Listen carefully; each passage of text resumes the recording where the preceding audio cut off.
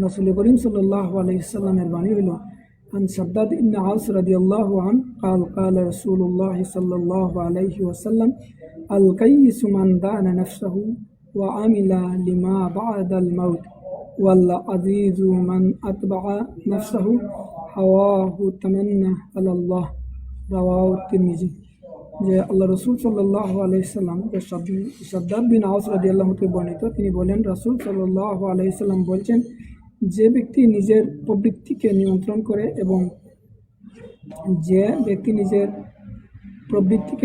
করে এবং মৃত্যুর পরবর্তী জীবনের জন্য আমল করে সেই প্রকৃত বুদ্ধিমান। আর যে ব্যক্তি নিজেকে কুপ্রবৃত্তির গোলাম বানায় অথচ আল্লাহর নিকট প্রত্যাশা করে সেই বুদ্ধিহীন।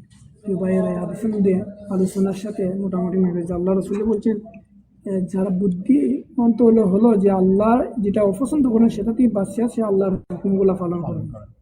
আর বুদ্ধিহীন হলো যে সে নাফরমানি কাজ করলো, এই জানারণ তামাশা কাফির মুশরিকদের সৃষ্টি কাজগুলো মেনে নিলাম আর পরবর্তীতে আল্লাহর কাছে বললাম যে আল্লাহ আমাকে জান্নাত দান করুন। আল্লাহ রসুল বলছেন সেই সবচেয়ে বুদ্ধিহীন।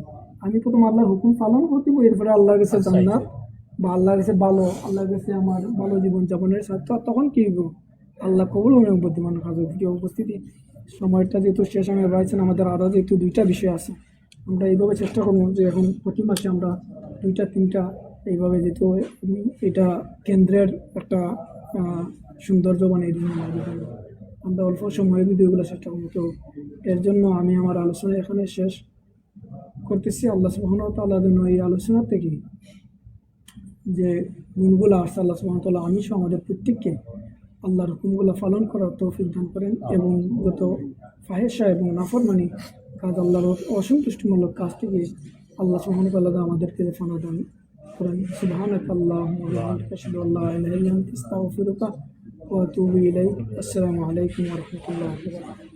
আলহামদুলিল্লাহ, বর্তমানের ভিতরে গুরুত্বপূর্ণ বিষয় শুনছিলাম। নতুন বছরে করণীয় এবং নতুন বছরের যে বিগত দিনগুলি চলে গেছে এটার জন্য ইস্তেগফার করা, সামনে আসতেছে তার জন্য পরিকল্পনা করা। সর্বশেষ একটা হাদিস আল-কাইসু মান দানা নাফসাহু ওয়া আমিলা লিমা বা'দাল মাউত।